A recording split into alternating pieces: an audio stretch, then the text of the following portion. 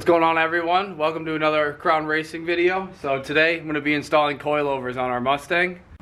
Oh boy, what do we have here? Got some Feal coilovers for the Mustang. Will we ever financially recover from this race season? See, the question is how much more money is it going to cost throughout the summer? So you still have to do wheels and tires. That's the last big thing expense. you have to do for this. Because once I put the angle kit in, I wanted to put this in all together. So once I put the angle kit in and then I put this, then I'll take measurements for my wheel clearance. Yeah, figure out size and offset.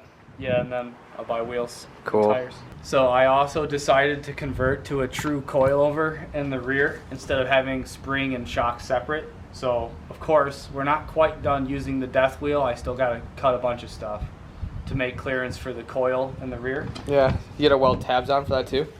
No, should just bolt in.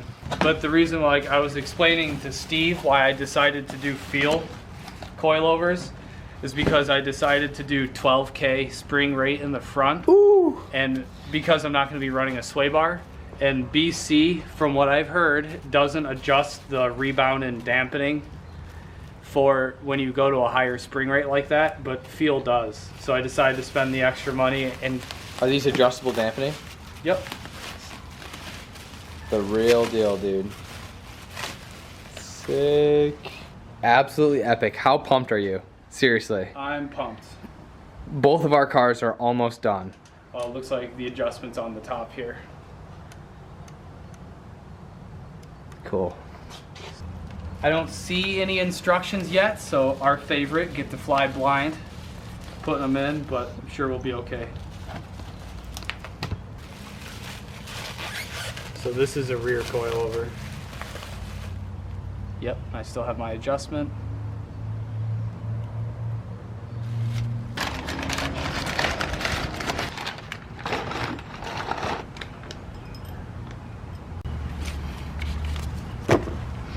Okay, so this is my plan for installing the front coilover. As you can see, this is the original coilover that I had in the car. This is a strange coilover and strut. This one was also adjustable, but this is like a drag setup. I'm not 100% sure what the spring rate is for that coilover, but I know it is probably less than 5K or something. It's super soft.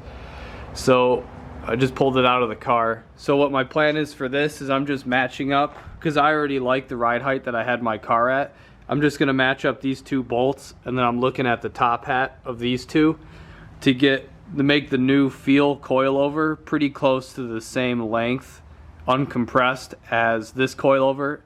And then that should get me pretty close for starting out, and of course I'll have to fine tune and adjust it once it's in the car. What I'm going to do before I throw it all the way in the car, put some anti-seize on the threads here, and then right on the top where this lock nut is going to go, because you can see I have anti-seize on my original coilovers. There is nothing more frustrating than when this lock ring gets stuck on these threads. And I already have Maximum Motorsports caster camber plates, so I don't even have to worry about installing those. But if anyone's interested, you just got to drill a hole, because the stock configuration is only 3 holes for the strut tower. You just drill a hole back here to fit these caster camber plates. I actually told Feal that I had these caster camber plates already, and then they set up the coilover for that.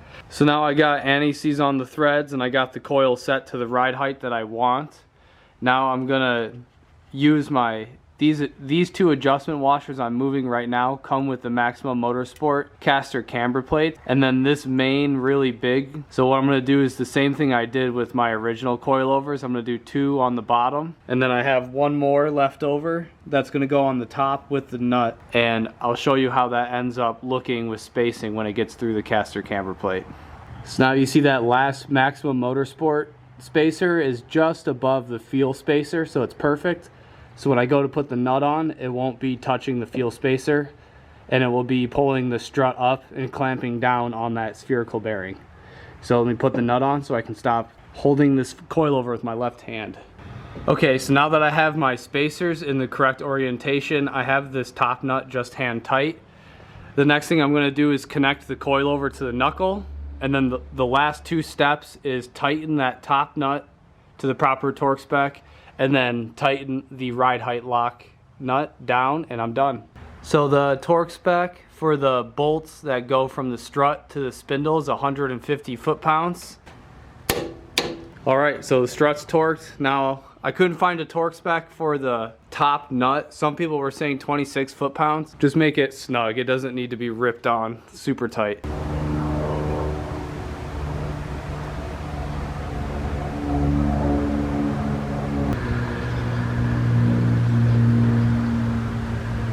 All right, so we got the driver's side coilover installed. I told you that was gonna be easy, no big deal.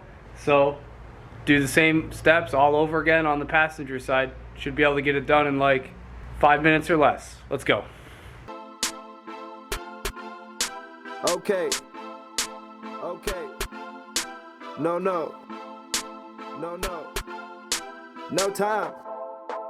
time.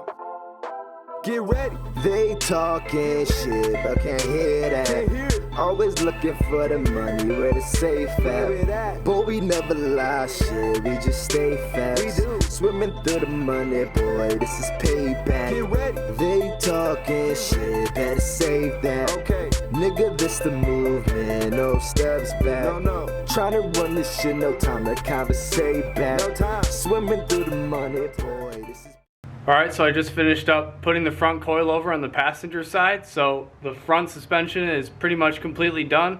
Now it's time to move on to the little bit more challenging part of installing the true rear coilovers. Let's get the angle grinder. I'm gonna paint mark the metal that I wanna remove. I'm gonna remove less than I think I need, and then I'll work my way in. I'd rather remove less, cut again, than just cut way too much the first time around. So I'll do that, and then while I'm in there, I'm gonna install that Maximum Motorsports lower bracket to the solid rear axle. What has happened? The nut for that holds or mounts the top of the strut, I think the threads are like stripped because it's not coming off. So in classic fashion, I have to use the death wheel now. Every time I work on this car, every day. Oh, that's good.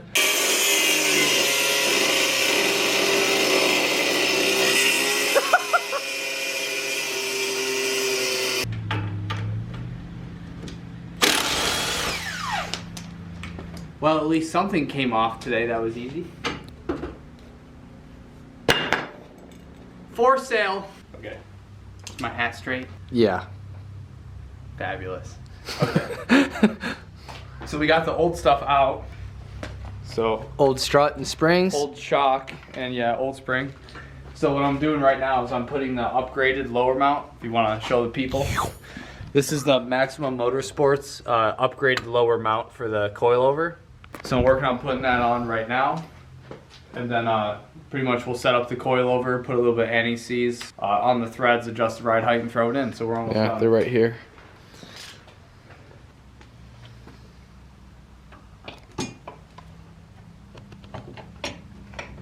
Oh yeah, we're gonna have to do some cutting. Just a little bit. Oh yeah. See how it hits up here? Yeah. Yeah, I'm not a big fan of safety equipment, but I'm kind of in the mood today.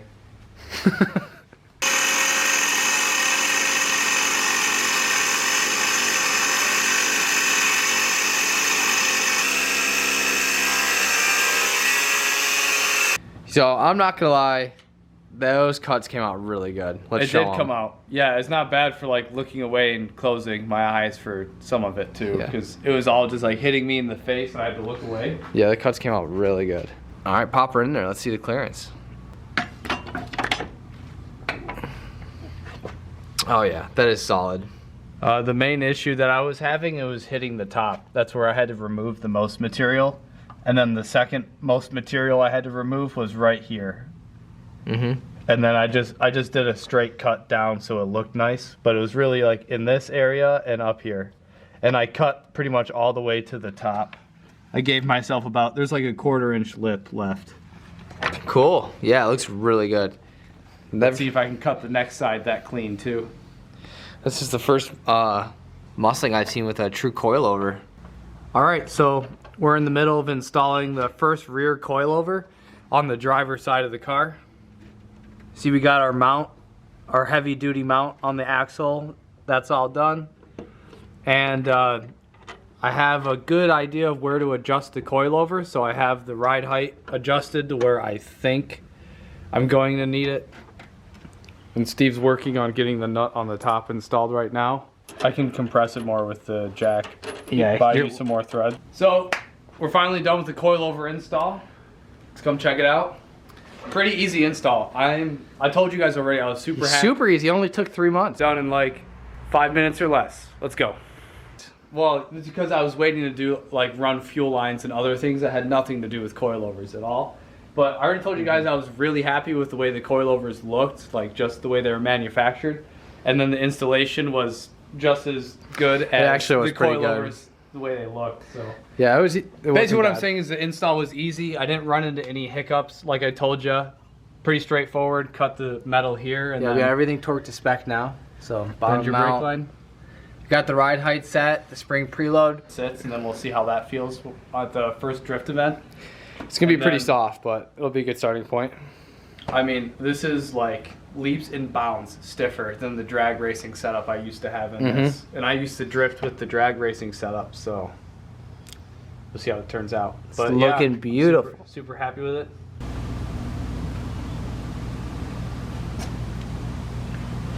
Alright guys, that's going to be it for the coilover install video. You guys know the deal. If you like the content, don't forget to like, comment, and subscribe, and we'll see you in the next video.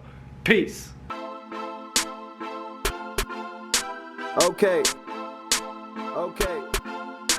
No, no. No, no. No time. No time.